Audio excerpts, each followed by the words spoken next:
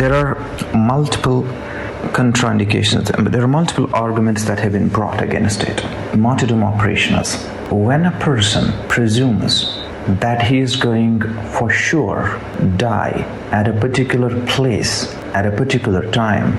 ന്യായീകരിക്കുകയാണ് ആ വീഡിയോയിലൂടെ ഈ ഉമർ എന്ന് പറയുന്ന ഭീകരൻ ചെയ്തിരിക്കുന്നത്. എന്തായാലും ഈ വീഡിയോ സന്ദേശം അതിപ്പോൾ അന്വേഷണ ഏജൻസികൾ പരിശോധിച്ചു കൊണ്ടിരിക്കുകയാണ്. ഏതെങ്കിലും തരത്തിൽ തെളിവുകൾ കൂടുതൽ ജെയ്ഷെ സ്ലീപ്പർ സെല്ലുകളിലേക്ക് എത്താൻ സാധിക്കുന്ന എന്തെങ്കിലും സൂചനകൾ ആ വീഡിയോയിൽ നിന്നും ലഭിക്കുമോ, അത് ആർക്കൊക്കെ പങ്കുവെച്ചു തുടങ്ങിയിട്ടുള്ള കാര്യങ്ങളൊക്കെ തന്നെയാണ് പരിശോധിച്ചു കൊണ്ടിരിക്കുന്നത്. ടെലിഗ്രാം ഉപയോഗിച്ചാണ് ഈ വീഡിയോ അത് ഷെയർ ചെയ്യപ്പെട്ടിരിക്കുന്നത് എന്നുള്ള കാര്യം കൂടിയാണ് ഏറ്റവും പ്രധാനമായിട്ടും പറയാനുള്ളത്. അതിനപ്പുറത്തേക്ക് കൂടുതൽ വിവരങ്ങൾ ഈ ചെങ്കോട്ട ഭീകരാക്രമണത്തെ സംബന്ധിച്ച് ഇപ്പോൾ പുറത്തു വന്നിട്ടുണ്ട്. അത് തന്നെ കഴിഞ്ഞ ദിവസം പിടിയിലായിട്ടുള്ള ജാസിർ ബിലാൽ വാനി എന്ന ഭീകരൻ, അയാൾ കശ്മീർ സ്വദേശിയാണ്. അയാളെ ചോദ്യം ചെയ്യുന്നതിലൂടെയാണ് ഈ വൈക്കോളർ ഭീകരർക്ക് ആവശ്യമായിട്ടുള്ള എല്ലാ സാങ്കേതിക സഹായവുമാണ് ജാസിർ ബിലാൽ നൽകിക്കൊണ്ടിരുന്നത്.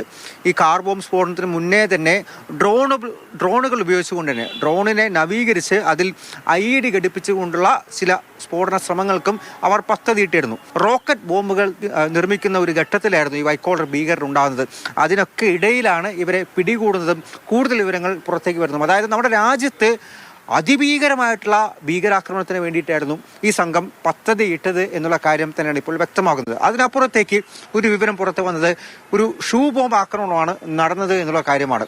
ചെങ്കോട്ടയിൽ വെച്ച് ഈ സ്ഫോടനം ട്രിഗർ ചെയ്യാൻ വേണ്ടി ഷൂ ഉപയോഗിച്ചു ഉമർ എന്നുള്ള ഒരു സംശയം കൂടി ഇപ്പോൾ എത്തിയിട്ടുണ്ട്. ഇതെല്ലാം തന്നെ ഫോറൻസിക്കിന്റെ കണ്ടെത്തലാണ്. അതിൽ കൂടുതൽ വിശദമായിട്ടുള്ള പരിശോധനകളാണ് ഈ ഒരു ഘട്ടത്തിൽ നടന്നുകൊണ്ടിരിക്കുന്നത്. എങ്ങനെയാണ് ട്രിഗർ ചെയ്തു എന്നുള്ള കാര്യത്തിലേക്ക് അൽഫല സർവകലാശാലയുമായി ബന്ധപ്പെട്ട് 25-ലധികം ഇടങ്ങളിൽ EDയുടെ പരിശോധന റെയ്ഡുകളെല്ലാം തന്നെ നടന്നുകൊണ്ടിരിക്കുകയാണ്. 2000 മുതലുള്ള ഈ അൽഫല സർവകലാശാലയുടെ സ്ഥാപകനെതിരെയുള്ള ചില പണമിടപാട്, കള്ളപ്പണ ഇടപാടുകളും അതുപോലെ സാമ്പത്തിക ക്രമക്കേട് ഉൾപ്പെടെയുള്ള കാര്യങ്ങളാണ് EDയുടെ എക്കണോമിക് ഒഫൻസസ് യൂണിറ്റ് ഇപ്പോൾ അന്വേഷിച്ചുകൊണ്ടിരിക്കുന്നത്. ഡൽഹിയിൽ നിന്നും അർജുൻ പീതാംബരൻ, മാതൃഭൂമി ന്യൂസ്.